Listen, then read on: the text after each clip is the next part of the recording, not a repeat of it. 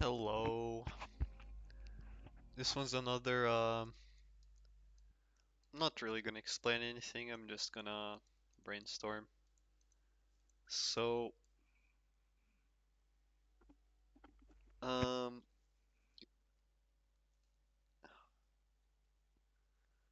the kind of thing I want to discuss or break down or try to deconstruct here is how certain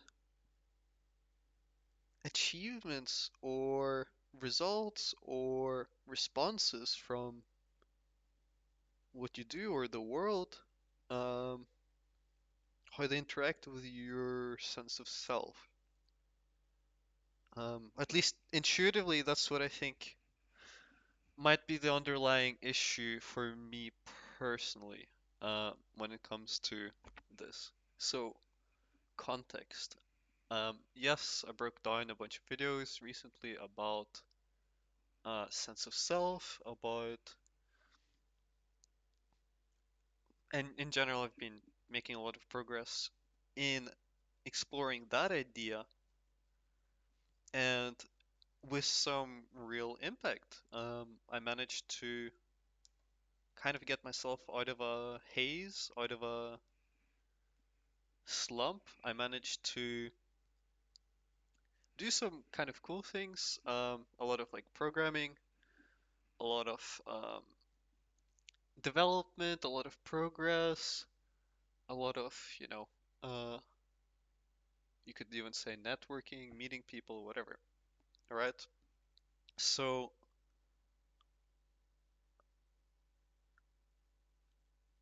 um, the thing is, so the cycle went something like, in a haze, explore the concept of sense of self, and I get massive energy boost, right? Sense self, and that lasted for, I don't know, quite a long time. Well, not long, a few weeks. It lasted like 3 or 4 weeks or something like this, right? And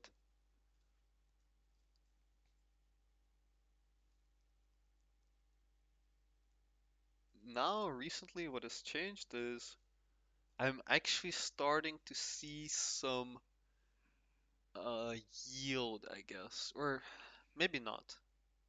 Um, but starting to see the things that I'm doing actually start to um,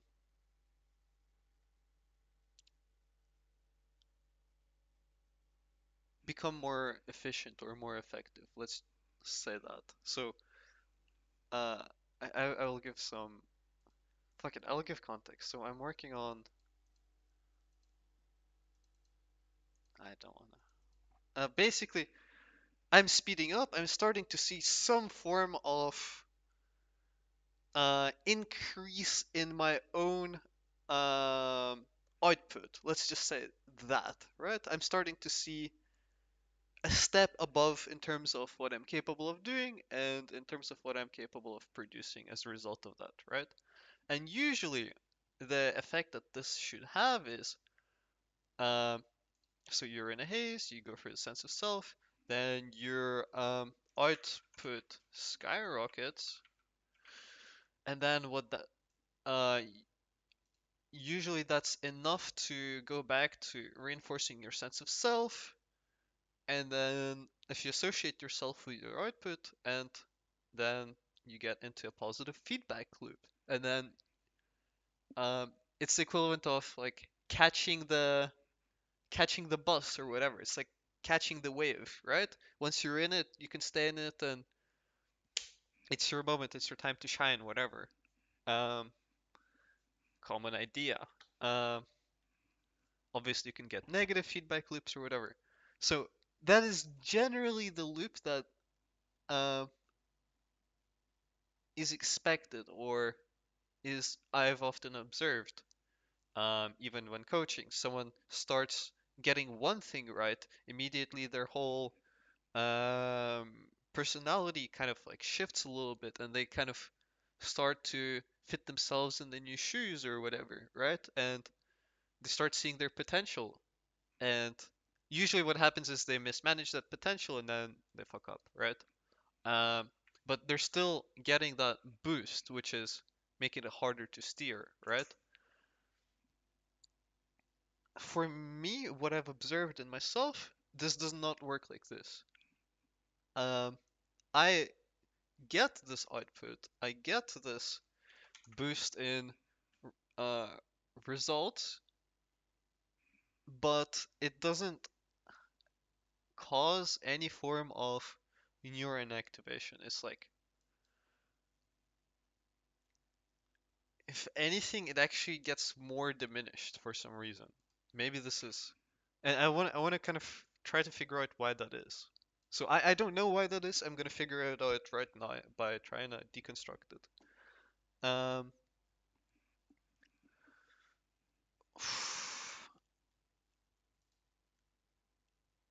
I mean, what are possible explanations?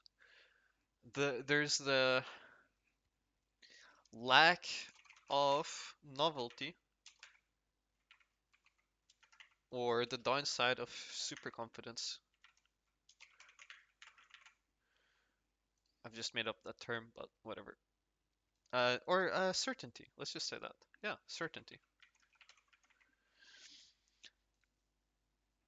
As in, it's this idea that if you know what is going to happen, it is less surprising, therefore not novel, therefore it doesn't give you neuron activation. Imagine, um, I don't know, I asked you, yo, you can breathe, and then you're like, yeah, of course I can breathe. And then I'm like, if you were to take a few deep breaths, you would actually be able to do it. Like, does this spark any neuron activations? No, because you know that you can do it. Imagine if you were to tell that to someone who's, I don't know, on their deathbed because they're, or someone's about to die because they can't breathe, and you tell them you can breathe now. Wow, they're gonna get a neuron activation because they're like, I thought I was going to die. I get to be alive, right? There's a big delta in terms of reality and expectation. So their reality is one thing, and then their expectation.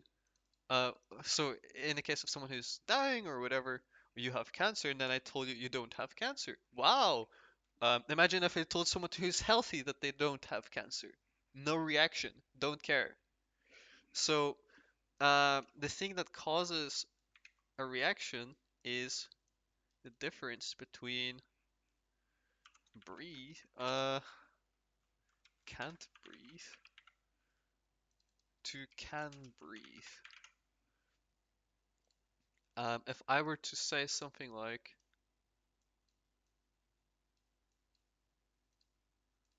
you can breathe, right? So this becomes the delta from this state to this state, and that's why when you make someone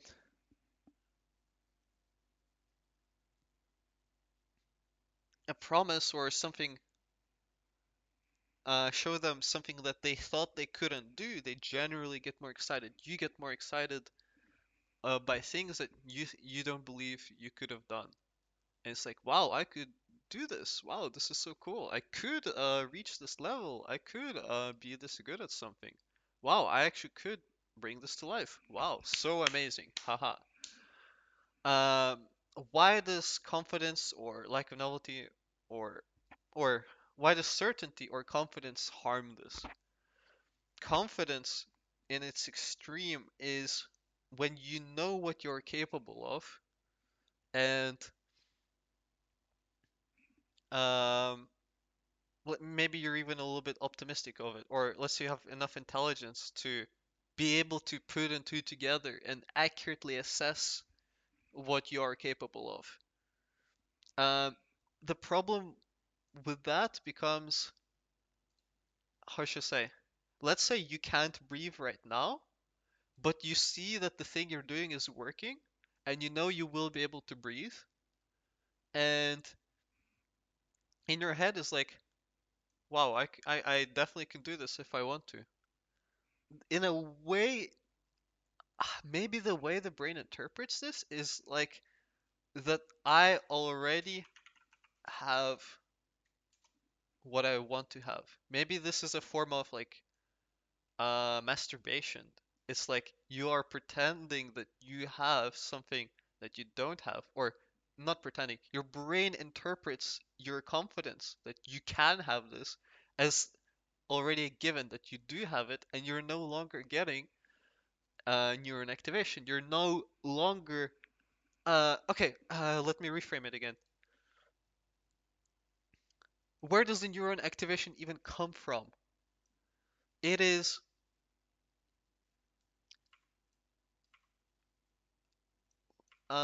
let's say you have a difference in states and you want to go from, you know, can't breathe to can breathe. Your brain will exert resources or allocate resources for you to be able to change those states. Let me just check if I'm recording. Yep.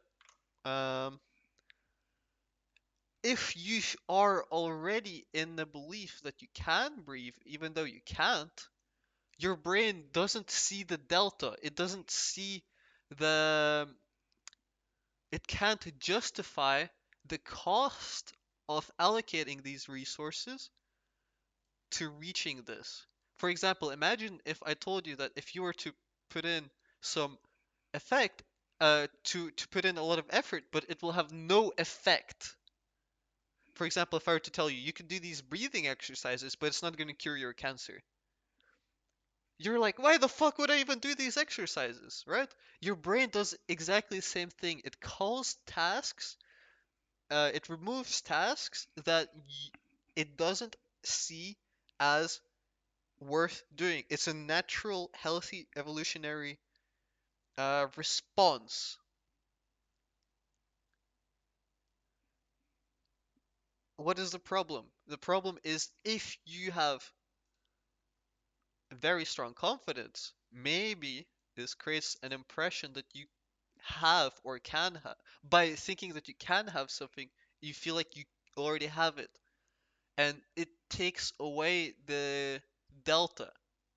It's like, I have it. I just haven't claimed it yet. If you think like this, you're fucked. Uh, well, at least this is one of the branches that could explain this. So maybe I'm just too confident, I'm too cocky, I'm too sure of myself to a point where I don't question myself, to a point where I don't even feel the need to go and claim things. So, if that's the case, then what's the solution? Let's think. Maybe the reason why this sense of self things made me actually get a boost was because it grounded me. It helped me feel worse about the position that I'm in, made me feel worse about myself, and that has allowed me to um, understand where I am right now and how not happy I am with where I was, and see the delta in my actions. So maybe the problem is I have gotten a little bit too caught up in the progress to a point where I have claimed it as if it's already mine, but it isn't. Maybe that's the mistake I've made, or I'm constantly making. I'm jerking off to women that I can't have, like effectively. That is basically the same thing, right? That's why it's mental masturbation to fucking dream of shit. It's like, so maybe the counter to this is to put myself into hyper awareness. Hey, you can have this, but look what you have now. You can have this, but look what you have now. And it's kind of like teasing yourself into realizing Um, I don't have what I want. And that makes you maybe see the delta in your own actions. Maybe. That's one explanation. Actually, that makes sense. So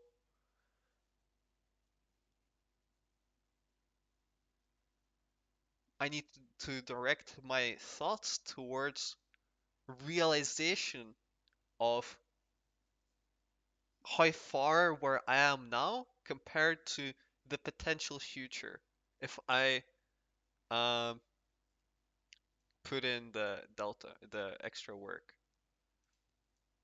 Maybe that's it. I don't know. Let's go another branch. If it isn't this, then what else could it be? Hey, sense of self, output skyrockets, and then it doesn't fucking trigger a growth in sense of self. Why? Another thing that this is kind of putting me onto is maybe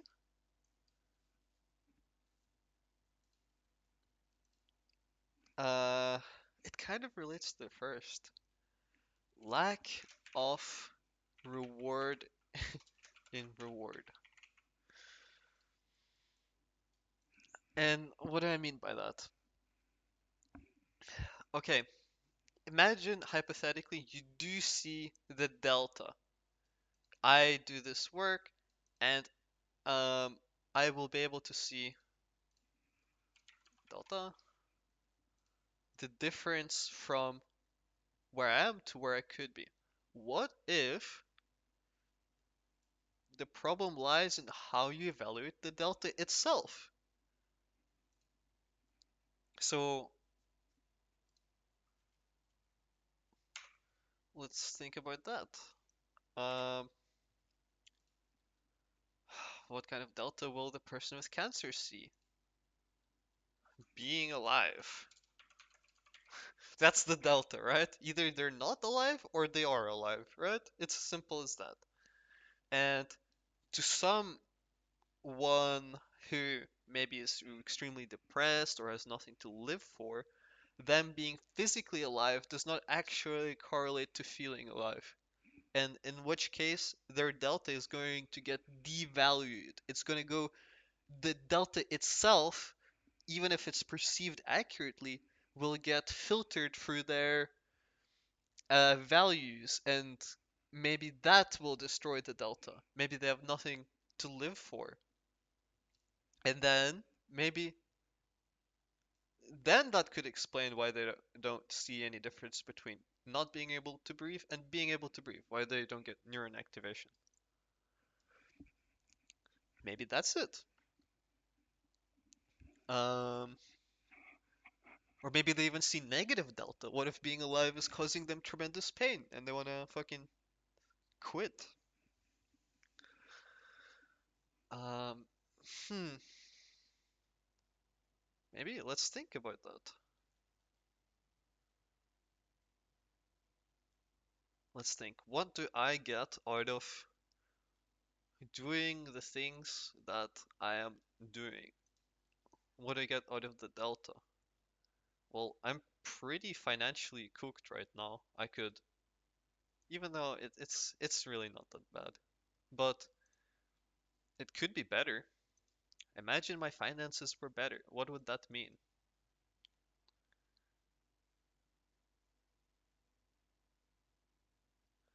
I don't know. I don't get any associations with it. I don't have this illusion about, oh, if only I just go Sigma male grind set and buy a Bugatti, then I will be happy.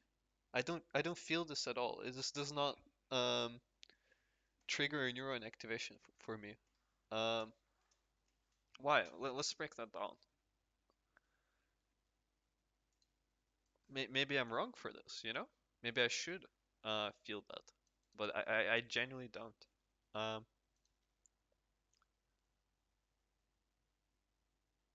I used to get a response to it before, and what was the difference? What has changed? Before, I used to believe that by self Uh,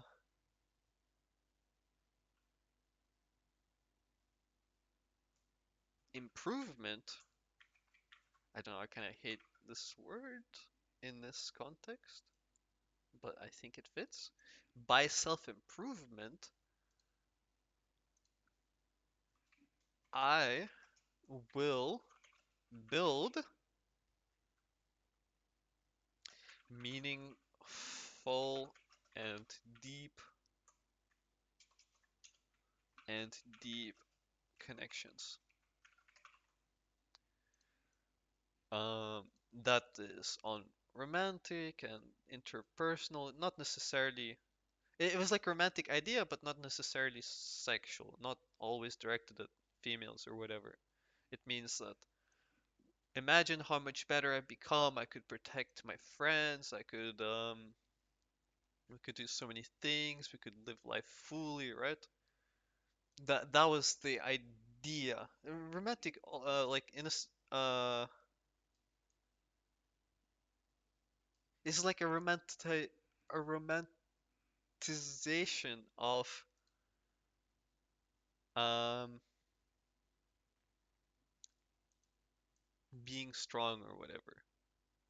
Um, that even came from negative feelings, like blaming myself for um the suffering around me, being like the people that are around me that are suffering aren't living their best life because I am incapable of having a big enough impact on them to change their life, right?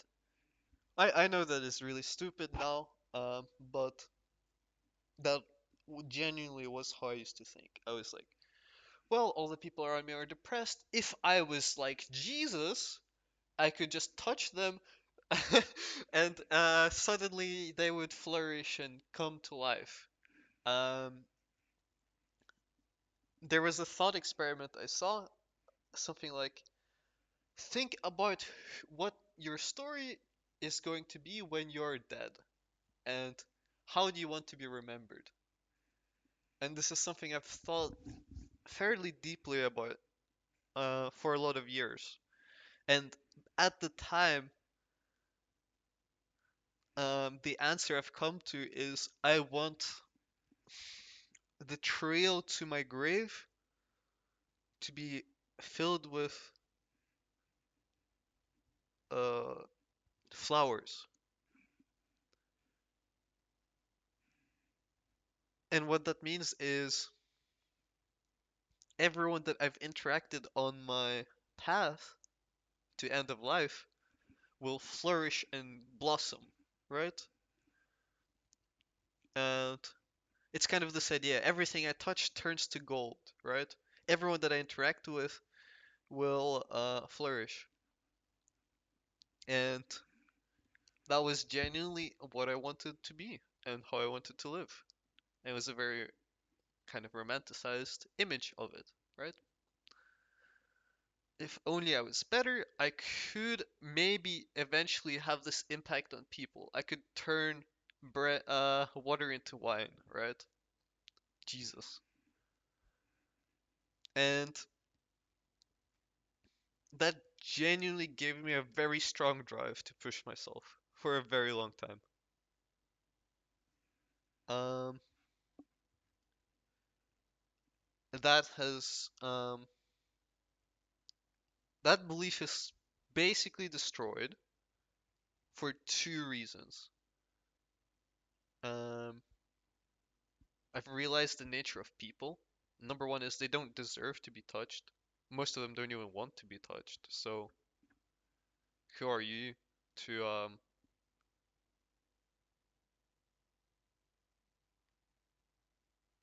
make fucking gold out of shit, right? Most people aren't worthy.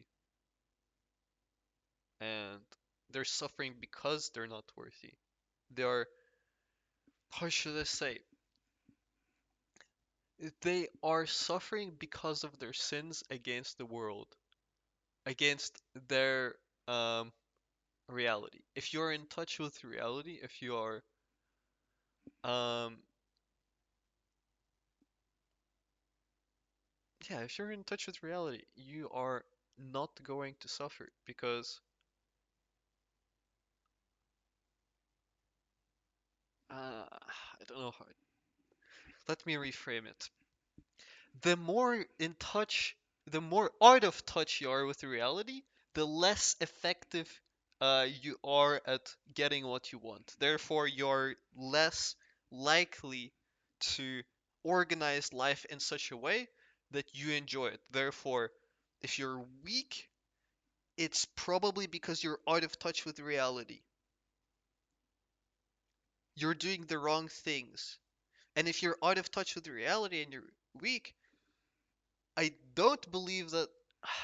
Yes, you could say everyone's a product of their environment, and you could, take the sympathy pill or whatever. After being confronted with some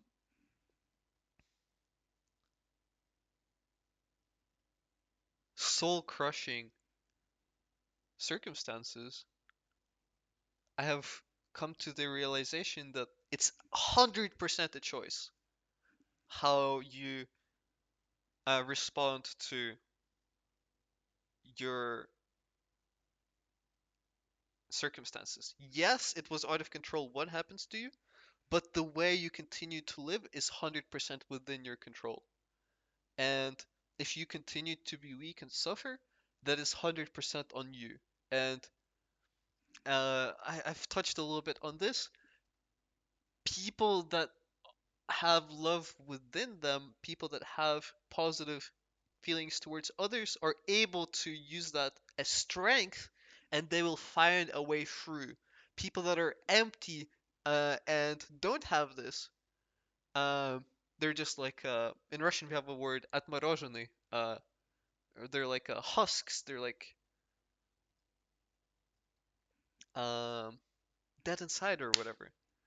Uh, they are not capable of in they don't have that extra driver and they get more prone towards being weak. So basically, the point I'm saying is the initial appeal was, oh, I will um, interact with people and I will bring out the best in them and they will flourish. If those people at all had some form of goodwill towards me, they would have flourished on their own just by being under the effect of um, that force that they feel towards me, if that makes sense. Okay, this is. I'm gonna elaborate on this. This is something I've understood from a very young age. And I will caption this as briefly as possible, and it's for you to think about this if this is true or not. It's for you to verify. But love is when is a force that gives you love gives now makes how do you know if love is real is it gives you strength. If you are arguing that you love something or someone and you are also incapable of being strong in the name of that something or someone, then those are just words and that is not real love. For example, this whole idea that, uh, oh, I loved him so much, but I can't do this. It's like, I don't know. I'm gonna make a very okay. You know what? Just to make it a little bit more palpable to most of you guys, I'm actually gonna attack uh male stereotype. It's this idea of I love my family and kids so much, but then look at yourself. You're a fucking alcoholic and you're weak man. You are incapable of providing um and protecting your family fully. Like you're not strong enough to um if something happens, you're how should I say, by being an alcoholic, you're exposing them to a threat. Would you want to expose someone that you care deeply about to a threat? No, you want the best for them. And if you want to expose them to a threat, maybe it's such that, I've already explained, such that they grow as a result of it. You don't want to diminish them, right? You want to do, you want to see them flourish if you love them. And um, that often means that you also need to flourish because there is how should I say, there's the effect that you have on your surroundings and your surroundings have on you. If you are strong, it allows or it helps the people around you to become strong also. And uh, if you truly love someone, the best thing you can do is to become strong. That is the only thing that really matters. Because if you stay weak and argue, oh, I love them so much, but you're an alcoholic, uh, you're you're deluded. You're deluded. You're just saying words, and there's no real love within you. There's love without responsibility, which is just bullshit. Um, it's the equivalent of some uh oh, I loved you, but I couldn't stop and I couldn't cheat. I couldn't resist myself from cheating on you. Just imagine how ludicrous that whole premise is. Oh, I really love you. You are truly the one for me. But I slept with five women by accident, and I really couldn't stop myself. But I really love you. And I know that that hurt you, and I know that that diminished your sense of self tremendously. But I really, really love you, and you're truly the chosen one for me, and I'll do anything for you. And like, come on, you're just delusional, right? Uh, Either admit that um, sleeping with others, maybe I don't know where that comes from. Maybe you have a sense of self-love. Maybe that's what you need to do to love yourself, right? And your love for yourself is greater than for that person. Yeah, that's true. Uh, then that makes sense. But if you're arguing from, oh, how much I love you, and then you do something directly that hurts them, within that framing, within that context, it just doesn't make any sense. Uh, in association. So, uh, the point is, love gives you strength. If someone is weak, they are inherently not someone that has a lot of love or positive feelings within them. And realizing that made me change because I saw how I had love for other people and I was pushing myself out of love, um, you could say.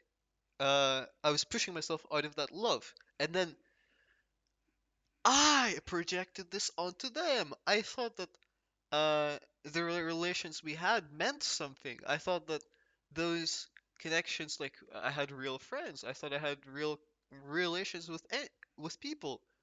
And once I've realized that love gives you strength, and that doesn't just apply to me, that applies to everybody. That has completely changed my worldview. Anyone that is weak, anyone that uh is not filled with love. And why would you like I'm not Jesus to love people that don't love me. I don't want to be there um fucking ripping my ass up trying to make everyone around me bloom and the only reason why they didn't bloom is because they didn't fucking uh love anyone or anything. That's like the most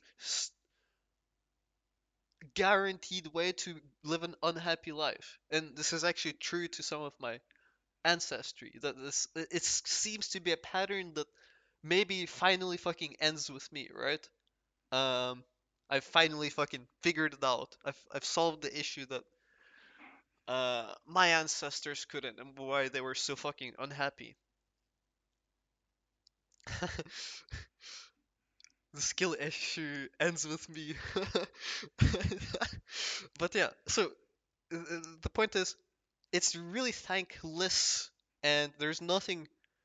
Once you see the reality of it, this romantic image that people have of self improvement completely dies. You realize that the people that you surround yourself with and people that will attach themselves to you with, if you have that belief, are predatory. They are just there to fucking um use your energy, and that's it.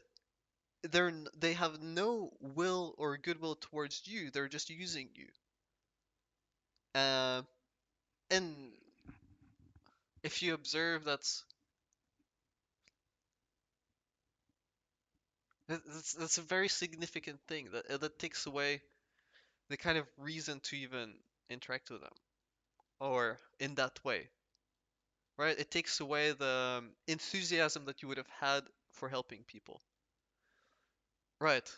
Very long-winded explanation, but let's go back to the um, point. So I used to have those beliefs. I've just explained how they um, disappeared, or how I exited those beliefs. And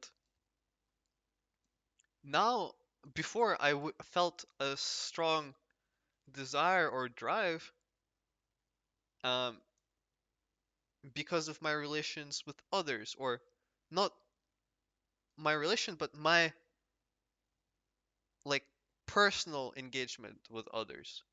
Even if it was, I would argue, one-sided, basically with everyone, because most people are fucking empty inside. I don't know what the fuck is wrong with people, but whatever. Um, I guess I'm not really any different anymore, but um,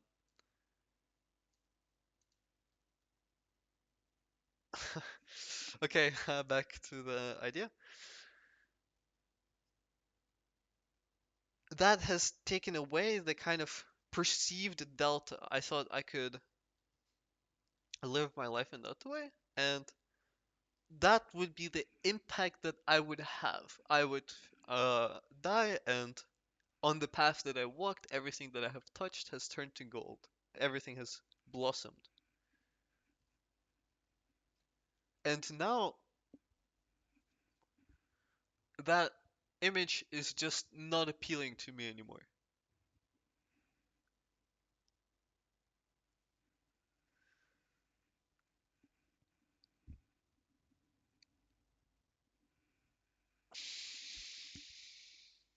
Mm,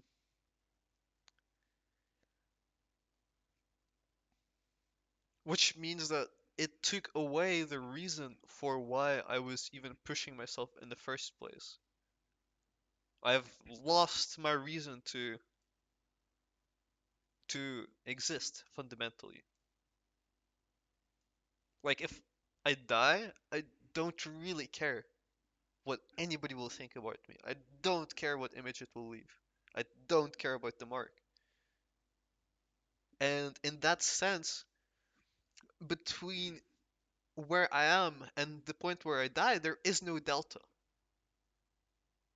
Because there is nothing that I subscribe to that could make me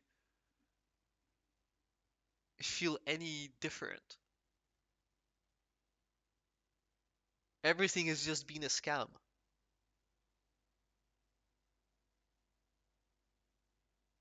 I guess that's a form of nihilism or hopelessness or whatever. But it is what it is, right? And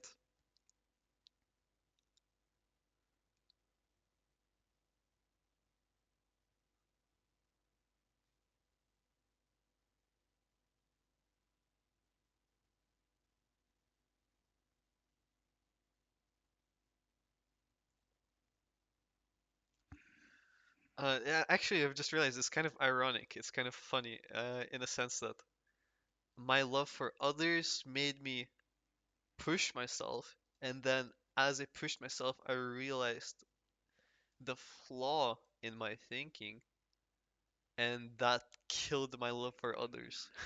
That's very interesting, actually. Um, it's like a it broke the loop. Um,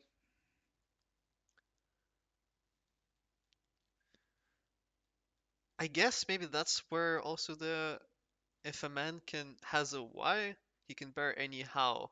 The why is the delta, or that allows you to perceive the delta.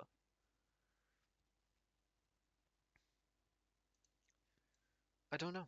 I don't know. I'm like at a loss. I don't even know what to break down or what to analyze here. Um, I think my problem with this is, yes, this is very logical, but at the end of the day, I don't care why or for what. I still want to be alive because I think that's just a core instinct that all living creatures have to somehow um,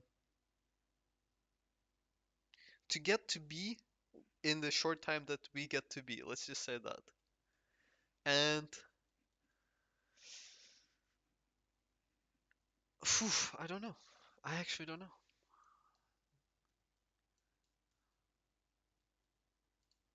A delta from my actions. Imagine if I got a Bugatti. Why would that make me happy? Or if I became strong and self-actualized, why would that make me happy?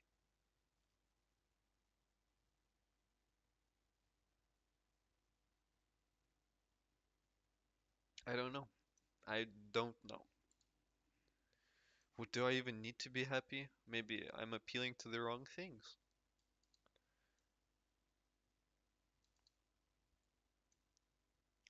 What do I want?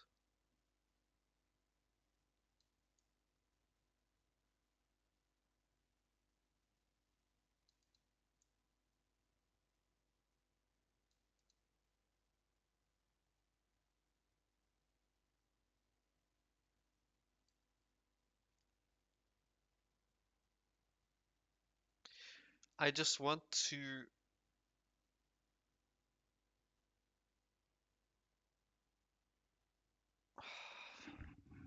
But that seems like a logical loop. Um, I just want to feel alive.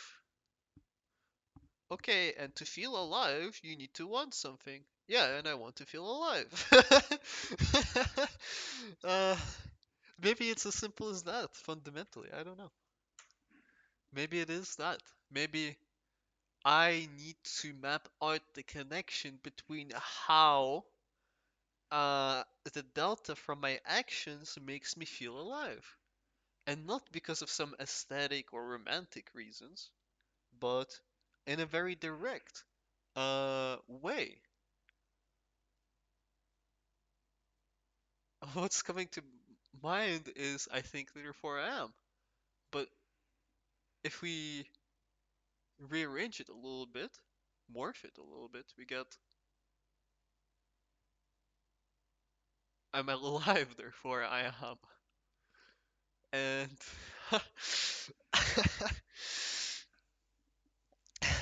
I am alive, therefore I delta.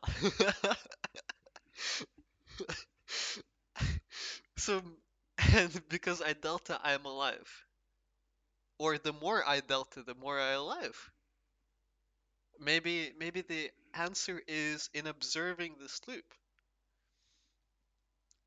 But it doesn't really matter why I'm doing these things. It doesn't need to build my fucking ego. It doesn't need to appeal to, oh my god, how many Bugattis is this action worth? Um, but more in terms of just the fact that I'm doing something and I am expressing myself through actions and through just it's a form of being doing things, and not doing things is a form of not being, you could argue. And every single action that you do is I don't know, a little mark that you leave on the emptiness of your existence. As in, your existence is something that you don't exist across, you basically don't exist. And then there's a tiny, tiny, tiny, tiny, tiny, tiny, tiny, tiny, tiny, tiny segment in tiny, tiny, tiny magnitude to which you do for a very brief period of time. And um, if you really think about it, all of your actions, everything that you do, is just like putting a tiny, tiny dot in a chart that is infinity size, infinity width, infinity height. So it's completely insignificant. So any form of aesthetics, it doesn't matter. It's like, what the fuck is that dot going to change? But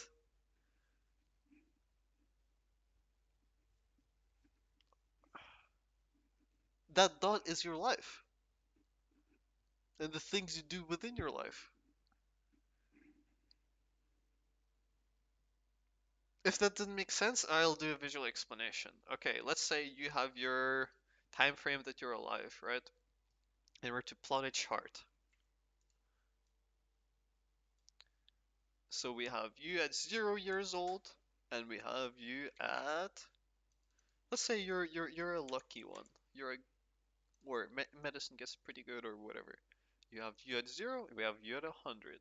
It's a time chart, and then we have different events occur within your life, and those could have different magnitudes or whatever, right? Let's say you have a high point in your life. I don't know. You have scored some, I don't know, you're a footballer and you scored some epic goal and you beat Germany and rah, let's go, vamos. And in a sense, that is a very high magnitude, high impact experience, and that is maybe a strong expression of yourself. So there's a magnitude and a time aspect. If we were to think about in the relation to the universe, it's like, well, 100 years is like in a 1,000 year time frame looks like this or something, it looks relatively small. And if we think about magnitude in terms of how you affect the universe, it's infinitely small, right? So the time frame and the magnitude of your actions is infinitely small, but it's not zero. And that's kind of what I meant by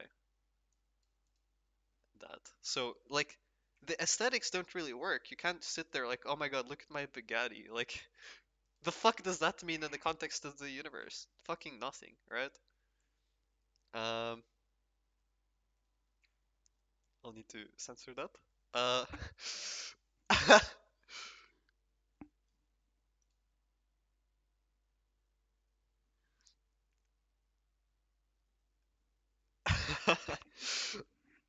Uh, okay. And being alive is like just plotting these points. Um, there's two different duration isn't enough. You could live your life in a way where it feels like you're not even alive. It's the same as plotting a line that, you know, is very low. And then, your mark proportionally still infinitely small, but it is still less than what it could have been, right? Um,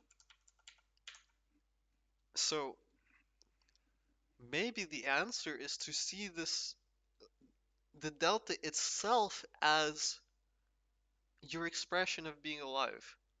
I delta, therefore I alive. This is my this is my contribution to humanity. I delta, therefore I am.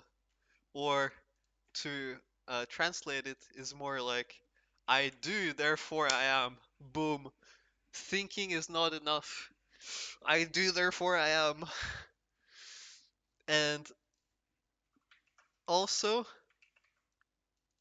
I am, therefore I do. Therefore I can do. Or let's just say that. That's it. This is my contribution. This is what I want to be written on my epitaph. When I die, this is what I want to be written on the stone that buries me. In this exact wording. Do not change it. I do, therefore I am.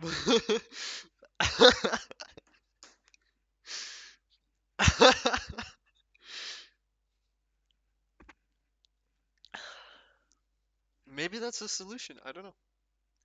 Um, who knows? Well, if I don't, nobody does, obviously. So,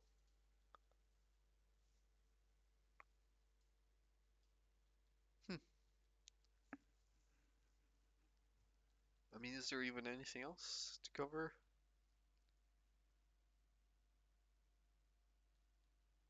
That was actually a lot more positive than I thought. Holy shit.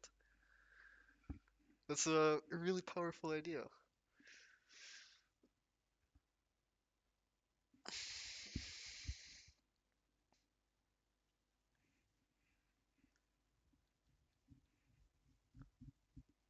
So do things because you can do, because being able to do them is a privilege because you're alive.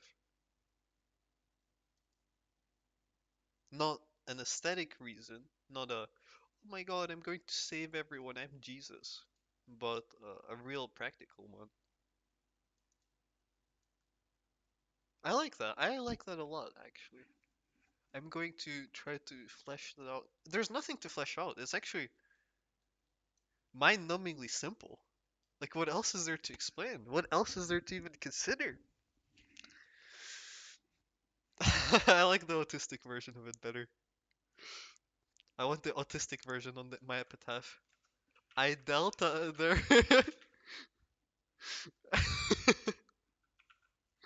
For I am. I'm gonna make that my thumbnail or whatever. And we're gonna do the scientific notation for therefore as well, because it's more epic. Oh my god, look how epic this is. If I wasn't alive, I couldn't make such epic things. You see? This is result of Delta, bro.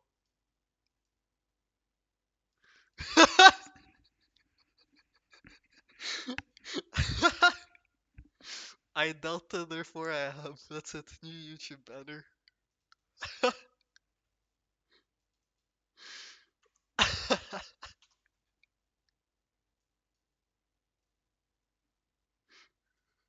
Whether we're gonna make it into Sharingan or something as well. Okay, I'm gonna close it out for now. I think I've finished the idea.